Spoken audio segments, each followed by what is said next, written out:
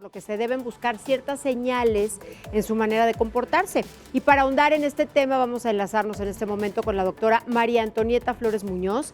Ella es médico especialista en pediatría e iniciadora de la primera clínica del dolor para niños en México. Doctora, muchas gracias, primero que nada, por darnos esta entrevista esta tarde para Código Salud. Al contrario, ¿qué tal? Muy buenas tardes, con mucho gusto. Se le llama algología pediátrica, ¿es el término médico como se le conoce?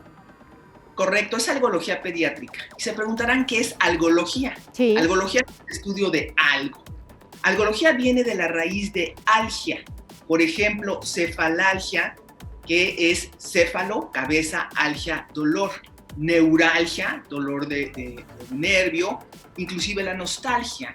La algología es la rama de la medicina que estudia el dolor y su tratamiento. Bien. Algología pediátrica es esa rama en la cual es el estudio del dolor y su tratamiento en el paciente pediátrico, que el paciente pediátrico abarca desde etapa de recién nacido hasta adolescente. Inclusive, si hablamos en términos de perinatología, también entrarían las etapas al finales fetales, ¿no? Pero claro, prácticamente estamos hablando de recién nacido al adolescente.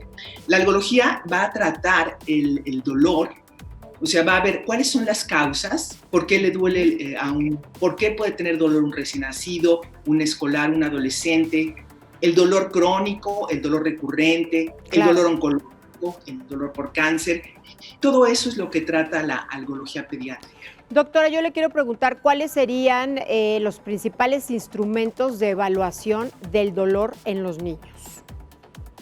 Afortunadamente existen escalas de dolor pediátricas que son diferentes en diferentes etapas. Por ejemplo, en un recién nacido no nos puede decir, pues me duele del 5, del 4 o del 3. Claro. En el recién nacido básicamente tenemos unas escalas que son conductuales y fisiológicas.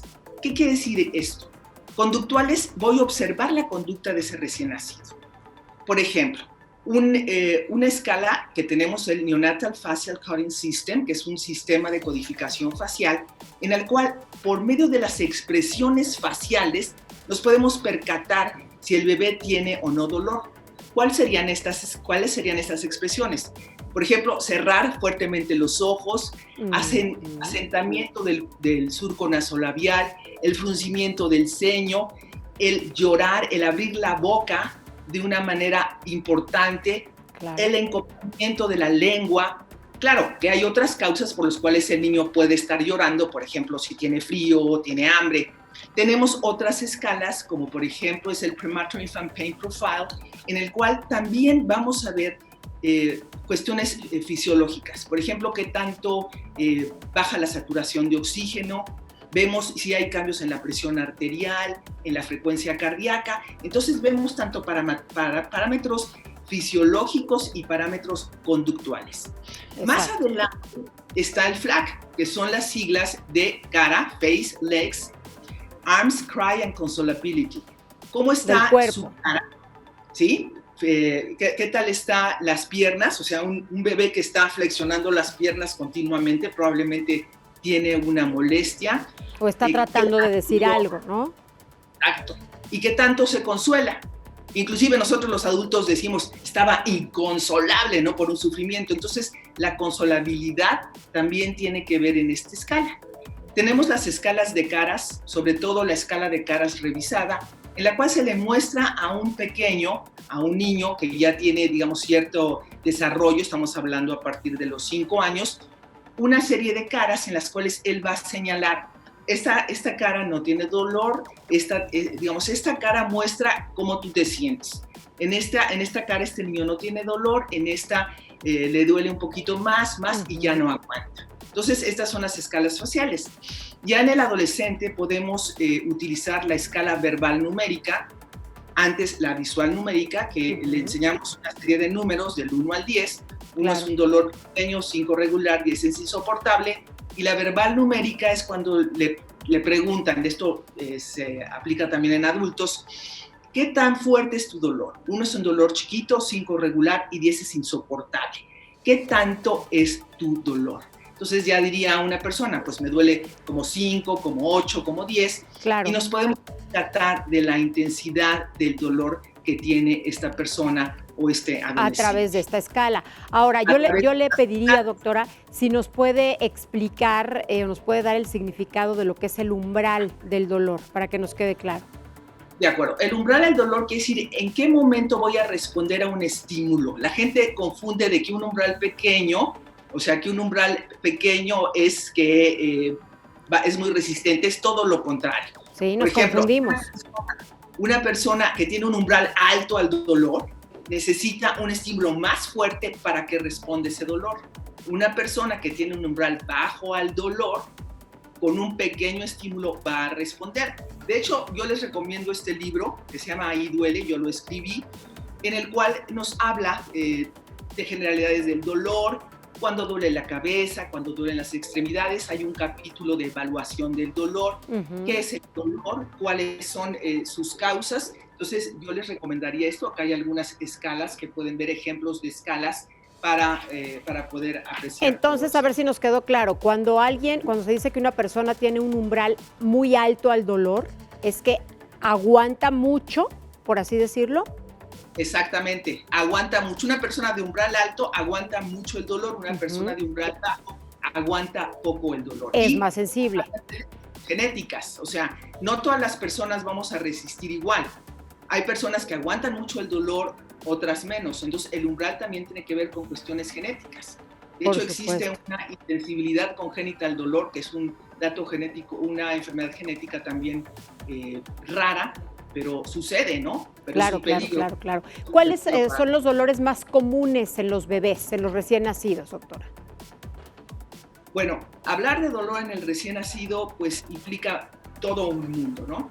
Un recién nacido que puede tener una enfermedad, por ejemplo, gastrosquisis, ¿no? Que nacen con las vísceras de fuera, y cuando lo están aplicando, cuando lo están tratando de disminuir este problema, pues esto va a provocar dolor.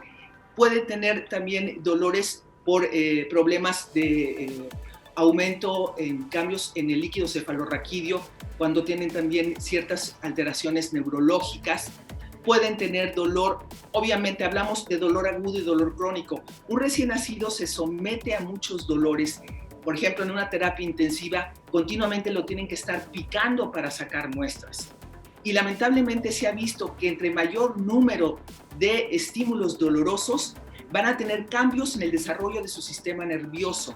Por ejemplo, van a tener cambios en el hipotálamo, van a tener cambios en la sustancia gris y sustancia blanca del cerebro. Entre más dolor un ser humano en etapas tempranas tenga, va a tener menor cantidad de sustancia blanca y sustancia gris. Ya. Lamentablemente, todavía existe el mito de que al recién nacido no le duele que porque su sistema nervioso es inmaduro. Y actualmente se sabe que el recién nacido puede sufrir mayor dolor que el adulto, nada más que no lo va a expresar como nosotros. Por metro cuadrado de piel, tiene más cantidad de nociceptores, que son los receptores al dolor, que un adulto. Ya. Esa piel delicada tiene muchos nociceptores, por eso es importante quitarnos ese mito de que el recién nacido no tiene dolor. Sí, totalmente, es un mito. Yo le quiero preguntar, ¿cómo se puede medir la intensidad del dolor en un recién nacido? Precisamente por medio de las escalas de evaluación. Como les decía, un recién nacido que tiene dolor, vamos a tener cambios fisiológicos. Va a aumentar su frecuencia cardíaca, va a bajar su saturación de oxígeno, ¿no? Va a aumentar la presión arterial y aparte va a tener cambios conductuales, como los que les dije al inicio, cambios en la expresión facial, que va a tener su boca, inclusive la lengua encopada. Esto es un dato que puede tener un dolor importante en ese momento, agudo. Claro. O sea, la forma en que abre la boca. No es una cuestión sencilla, de ninguna manera. Nada. Pero sí es un lenguaje. El recién nacido tiene su lenguaje y él le va a decir, estoy tranquilo, estoy contento. Desmond Morris, en Comportamiento Íntimo, decía que el llanto era decir, ven mamá. Definitivo. Y la sonrisa es, quédate conmigo. Yo Entonces, quisiera aquí hacer hincapié, doctora, en que la capacidad de observación y de análisis por parte de los padres hacia el pequeño, hacia el recién nacido, es fundamental también. La observación. totalmente de acuerdo. Sí, porque cada quien, o sea, la mamá conoce perfectamente a su recién nacido, a su De hijo. acuerdo. El llanto, inclusive. El llanto del recién nacido es diferente. Cuando tiene un dolor, cuando tiene hambre, cuando tiene sueño, puede variar mucho, ¿no? Totalmente, totalmente, totalmente. Inclusive se ha visto que el tono de la laringe varía dependiendo si hay un estímulo doloroso o no. Entonces, el llanto es su lenguaje. Él nos va a decir, porque pudiera decir, mamá, por favor, dame un biberón, o mamá, dame de comer. No, o sea, su lenguaje es precisamente el llanto, pero hay que saber distinguir cuándo ese llanto es por dolor o ese llanto es por otra causa. Definitivamente. Doctora, yo le agradezco mucho que nos haya proporcionado toda esta información hablando del dolor en los recién nacidos y en los niños, ¿no? ¿De acuerdo? Con mucho gusto. Muchas